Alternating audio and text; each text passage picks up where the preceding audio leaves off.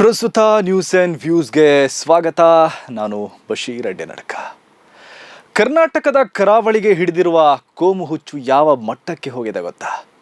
ಅದು ಕೇವಲ ಅನೈತಿಕ ಗೂಂಡಾಗಿರಿಗೆ, ಗೋಹತ್ಯೆ, ಲವ್ ಜಿಹಾದ್ ಆರೋಪಗಳಿಗಷ್ಟೇ ಸೀಮಿತವಾಗಿಲ್ಲ. ಹಿಜಾಬ್ ಹಲಾಲ್ ವಿರೋಧಕ್ಕೂ ಕೊನೆಯಾಗಿಲ್ಲ. ಜಾತ್ರೆಯಲ್ಲಿ ವ್ಯಾಪಾರ ನಿಷೇಧಕ್ಕೆ ಆಜಾನ್ ವಿರೋಧಕ್ಕೂ ನಿಂತಿಲ್ಲ. ಜೆರೋಸಾ ಶಾಲೆಯ ಪ್ರಕರಣದ ನಂತರದಲ್ಲೂ ಅದು ಮುಂದುವರಿಯುತ್ತಲೇ ಇದೆ. ಮುಂದುವರಿತಾ ಈ ಕೋಮು ವಿಷಜಂತುಗಳು ಎಲ್ಲಿಗೆ ತಲುಪಿದ್ದಾರೆ ಅಂದರೆ ಕರ್ನಾಟಕ ಬ್ಯಾಂಕ್ನ ಶತಮಾನೋತ್ಸವದ ಜಾಹೀರಾತಿಗೂ ತಲುಪಿದ್ದಾರೆ.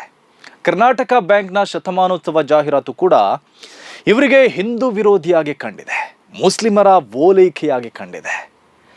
ಕರ್ನಾಟಕ ಬ್ಯಾಂಕ್ ಇದೇ ಫೆಬ್ರವರಿ 18ರಂದು ಮಂಗಳೂರಿನಲ್ಲಿ ತನ್ನ ಶತಮಾನೋತ್ಸವ ಕಾರ್ಯಕ್ರಮವನ್ನು ಆಯೋಜಿಸಿತ್ತು. ಅದಕ್ಕೆ ಒಂದು ದಿವಸ ಮುಂಚೆ ಪತ್ರಿಕೆಗಳಲ್ಲಿ ಜಾಹೀರಾತನ್ನು ನೀಡಿತ್ತು. ಬ್ಯಾಂಕ್ ತನ್ನ ಸೇವೆ ಮತ್ತು ಗ್ರಾಹಕರನ್ನು ಗಮನದಲ್ಲಿಟ್ಟುಕೊಂಡು ಕೊಟ್ಟಿರುವ ಆ ಜಾಹೀರಾತಿನಲ್ಲಿ 4 ಮಹಿಳೆಯರು ಮತ್ತು 5 ಪುರುಷರ ಚಿತ್ರಗಳಿವೆ. ಮಹಿಳೆಯರಲ್ಲಿ ಓರ್ವ ಬುರ್ಖಾಧಾರಿ ಮಹಿಳೆಯು ಇದ್ದು ಆಕೆಯನ್ನು ನಾವು ಮುಸ್ಲಿಂ ಎಂದು ಪರಿಗಣಿಸಬಹುದೇನೋ. ಉಳಿದವರು ಯಾರು, ಯಾವ ಧರ್ಮಕ್ಕೆ ಸೇರಿದವರು ಅಂತ ಅಲ್ಲಿ ಗುರುತಿಸಲಾಗಿಲ್ಲ. ಅಲ್ಲಿ ಯಾವ ಧರ್ಮದ ಬಗ್ಗೆಯೂ ಉಲ್ಲೇಖವಿಲ್ಲ.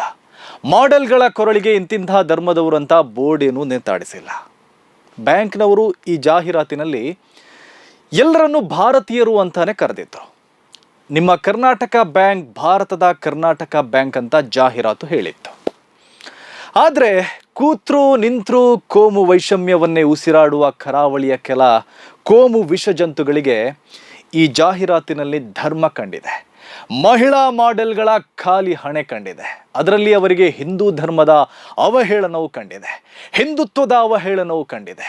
ಮುಸ್ಲಿಮರನ್ನ ಓಲೈಸಲು ಈ ಜಾಹೀರಾತಿನಲ್ಲಿ ಹಿಂದೂಗಳ ಅವಮಾನ ಮಾಡಲಾಗಿದೆ ಅಂತ ಅವರು ಸೋಷಿಯಲ್ ಮೀಡಿಯಾದಲ್ಲಿ ಬೊಬ್ಬೆ ಹೊಡಿತಾ ಇದ್ದಾರೆ.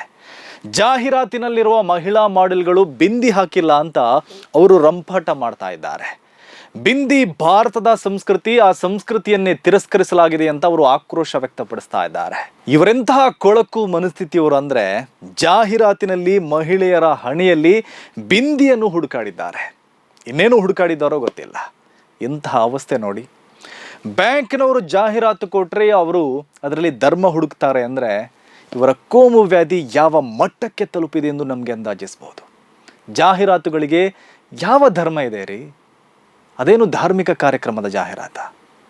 ಬ್ಯಾಂಕ್ ತನ್ನ ಶತಮಾನೋತ್ಸವದ ಬಗ್ಗೆ ಜಾಹೀರಾತು ಕೊಟ್ಟರೆ ಅದಕ್ಕೂ ಧರ್ಮಕ್ಕೂ ಏನು ಸಂಬಂಧ ಇದೆ ರೀ? ಆದರೆ ಈ ಝೋಂಬಿಗಳು ಅದಕ್ಕೂ ಹಿಂದೂ ಧರ್ಮವನ್ನು ಲಿಂಕ್ ಮಾಡಿದ್ದಾರೆ. ಇದು ಹಿಂದೂಗಳ ಅವಹೇಳನ, ಹಿಂದುತ್ವದ ಅವಹೇಳನ ಅಂತ ಆರೋಪಿಸಿದ್ದಾರೆ. ಮುಸ್ಲಿಮರ ಓಲೈಕೆ ಅಂತಾನು ದೂಷಿಸಿದ್ದಾರೆ. ಇದರಲ್ಲೂ ಮುಸ್ಲಿಮರನ್ನು ಎಳೆದು ತರೋಕೆ ಮರ್ತಿಲ್ಲ. ಬರೀ ಹಿಂದೂ ಮುಸ್ಲಿಂ ಇದೇ ಇವರ ಬಂಡವಾಳ. ಯಾಕಂದರೆ MP ಎಲೆಕ್ಷನ್ ಬಂತಲ್ಲ, ಈ ಕೋಮು ಕ್ರಿಮಿಗಳು ಏನಾದರೂ ಬೊಬ್ಬೆ ಹೊಡೀಲಿ, ಆದರೆ ಮಾಧ್ಯಮಗಳಿಗಾದರೂ ಬುದ್ಧಿ ಬೇಡವಾ? ಯಾರೋ 10 ಮಂದಿ ಕೋಮು ಕ್ರಿಮಿಗಳು ಗೀಚಿದ್ದನ್ನೇ ದೊಡ್ಡ ನ್ಯೂಸ್ ಅಂತ ಪರಿಗಣಿಸಿ ಸುವರ್ಣ ಚಾನೆಲ್ನವರು ಅದನ್ನೊಂದು ಸುದ್ದಿ ಮಾಡಿದ್ದಾರೆ. ಇವರ ಬ್ರೇಕಿಂಗ್ ನ್ಯೂಸ್ ಬೇರೆ. ಯಾರೋ 4 ಕೋಮು ಕ್ರಿಮಿಗಳು ಮಾಡಿರೋ ಪೋಸ್ಟ್ಗಳನ್ನು, ಕಮೆಂಟ್ಗಳನ್ನು ಎತ್ಕೊಂಡು ಬ್ರೇಕಿಂಗ್ ನ್ಯೂಸ್ ಮಾಡಿದ್ದಾರೆ. 4 ಜನ ಸಂಘಿಗಳು ಮಾಡಿರೋ ವಿರೋಧವನ್ನೇ ಇವರು ಜನಾಕ್ರೋಶ ಅಂತ ತೋರಿಸಿದ್ದಾರೆ.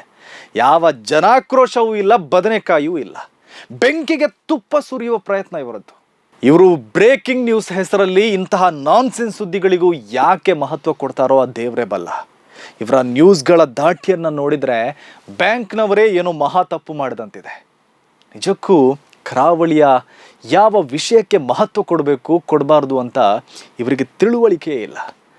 ಯಾವ ವಿಷಯಕ್ಕೆ ಮಹತ್ವ ಕೊಡಬೇಕು ಅದಕ್ಕೆ ಕೊಡಲ್ಲ, ಯಾವುದಕ್ಕೆ ಕೊಡಬಾರ್ದು ಅದಕ್ಕೆ ಮಹತ್ವ ಕೊಡ್ತಾರೆ. ಅದಕ್ಕೆ ಕರ್ನಾಟಕ ಬ್ಯಾಂಕ್ನ ಈ ಜಾಹೀರಾತು ವಿವಾದವೇ ಸಾಕ್ಷಿ ನೋಡಿ. ನಮ್ಮ ಕರಾವಳಿಯ ಬ್ಯಾಂಕ್ಗಳನ್ನು ಇಲ್ಲಿ ತಿಂದು ನೀರು ಕುಡಿದಿದ್ದಾರೆ.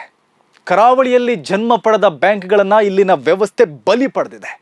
ಕರಾವಳಿಯವರು ಕಟ್ಟಿದ್ದ ಕಾರ್ಪೊರೇಷನ್ ಬ್ಯಾಂಕ್ ವಿಜಯ ಬ್ಯಾಂಕ್ ಈಗ ಕಣ್ಮರೆಯಾಗಿದೆ. ಲಾಭದಲ್ಲಿದ್ದ ಕಾರ್ಪೊರೇಷನ್ ಬ್ಯಾಂಕನ್ನು ನಷ್ಟದಲ್ಲಿದ್ದ ಯೂನಿಯನ್ ಬ್ಯಾಂಕ್ ಜೊತೆ ಮರ್ಜ್ ಮಾಡಲಾಯಿತು. ಯೂನಿಯನ್ ಬ್ಯಾಂಕ್ ಹೆಸರನ್ನು ಉಳಿಸಿ ಕಾರ್ಪೊರೇಷನ್ ಬ್ಯಾಂಕನ್ನು ಅಳಿಸಲಾಯಿತು.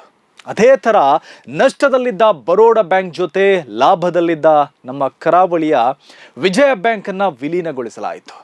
ಬರೋಡಾ ಬ್ಯಾಂಕ್ ಹೆಸರನ್ನು ಉಳಿಸಿ ವಿಜಯ ಬ್ಯಾಂಕ್ ಹೆಸರನ್ನು ಅಳಿಸಲಾಯಿತು. ಅದೇ ಥರ ಕರಾವಳಿಯ ಬ್ಯಾಂಕ್ಗಳಾದ ಕೆನರಾ ಬ್ಯಾಂಕ್ ಮತ್ತು ಸಿಂಡಿಕೇಟ್ ಬ್ಯಾಂಕನ್ನು ವಿಲೀನ ಮಾಡಲಾಗಿದೆ. ಹೀಗೆ ಮೋದಿ ಸರ್ಕಾರ ನಮ್ಮ ಕರಾವಳಿಯ ಬ್ಯಾಂಕ್ಗಳನ್ನು ಬಲಿ ಪಡೆಯುವಾಗ ಈ ಸಂಘಿಗಳು, BJಪಿಗರು, ಬಲಪಂಥೀಯರು ಮತ್ತು ಕೋಮುಕ್ರಿಮಿಗಳು ಸುಮ್ಮನಿದ್ರು. ಆ ಬಗ್ಗೆ ಒಂದಕ್ಷರೂ ಚಕಾರ ಎತ್ತಲಿಲ್ಲ. ಆದರೆ ಕರ್ನಾಟಕ ಬ್ಯಾಂಕ್ನ ಒಂದು ಜಾಹೀರಾತು ಬಗ್ಗೆ ಇವರು ಬೊಬ್ಬೆ ಹೊಡಿತಾ ಇದ್ದಾರೆ. ಅದು ಕೂಡ ಸುಮ್ಮನೆ ವಿನಾಕಾರಣ ವಿವಾದವನ್ನು ಸೃಷ್ಟಿಸಿ ಅನಗತ್ಯವಾಗಿ ರಂಪಾಟ ಮಾಡ್ತಾ ಇದ್ದಾರೆ. ಅಂದರೆ ಇವರಿಗೆ ಕೋಮುವಾದದ ಹುಚ್ಚು ಹಿಡಿದಿದೆ ಎಂದರ್ಥ. ಇಲ್ಲಿ ಮತ್ತೊಂದು ವಿಚಾರ ಗಮನಿಸಬೇಕು. ಅದೇನೆಂದರೆ, ಈ ಕೋಮು ಕ್ರಿಮಿಗಳನ್ನು ಕೆಲವರು ಚೂ ಬಿಟ್ಟಿದ್ದರು. ಕೆಳವರ್ಗದ ಹಿಂದೂ ಯುವಕರನ್ನ ಮುಸ್ಲಿಮರು, ಕ್ರಿಶ್ಚಿಯನ್ನರು, ಕಮ್ಯುನಿಸ್ಟರ ವಿರುದ್ಧ ಚೂ ಬಿಟ್ಟವರು ಮೇಲ್ವರ್ಗದ ಜನರು. ಅವರು ಬ್ಯಾಂಕ್ಗಳನ್ನು ಕಟ್ಟಿ, ಆಸ್ಪತ್ರೆಗಳನ್ನು ಕಟ್ಟಿ, ಸೂಟು ಬೂಟು ಹಾಕ್ಕೊಂಡು ಚೆನ್ನಾಗಿ ಸಂಪಾದನೆ ಮಾಡಿ ಅದರಲ್ಲಿ ಒಂದಂಶವನ್ನು ಈ ಕೋಮು ಕ್ರಿಮಿಗಳಿಗೆ ದಾನ ಮಾಡಿದರು. ಕರಾವಳಿಯ ಕೋಮುವಾದಕ್ಕೆ ನೀರೆರೆದು ಚೆನ್ನಾಗಿ ಪೋಷಿಸಿದ್ರು. ಕೆಳವರ್ಗದ ಯುವಕರಲ್ಲಿ ಕೋಮುವಾದದ ಅಮಲೇರಿಸಿದ್ರು. ಆದರೆ ಅದೇ ಕೋಮು ಕ್ರಿಮಿಗಳು ಈಗ ನೀರೆರೆದವರನ್ನೇ ಕಾಡೋಕೆ ಶುರು ಮಾಡಿದ್ದಾರೆ. ಚೂ ಬಿಟ್ಟವರಿಗೆ ಕಚ್ಚೋಕೆ ಮುಂದಾಗಿದ್ದಾರೆ. ಇವರು ನೆರೆಮನೆಗೆ ಬೆಂಕಿ ಹಚ್ಚಿ ನಾವು ಹಾಯಾಗಿರ್ಬೋದು ಅಂತ ಭಾವಿಸಿದರು. ಆದರೆ ನೆರೆಮನೆಯ ಬೆಂಕಿಯ ಕಿಡಿ ಇವರ ಮನೆಯನ್ನೇ ಸುಡುವ ಪರಿಸ್ಥಿತಿಗೆ ತಂದಿದೆ. ಇದು ಇವತ್ತಿನ ಪ್ರಸ್ತುತ ನ್ಯೂಸ್ ಆ್ಯಂಡ್ ವ್ಯೂಸ್. ಸುದ್ದಿಗಳ ವಸ್ತುನಿಷ್ಠ ವಿಶ್ಲೇಷಣೆಗಾಗಿ ನೋಡ್ತಾ ಇರಿ ಪ್ರಸ್ತುತ ನ್ಯೂಸ್.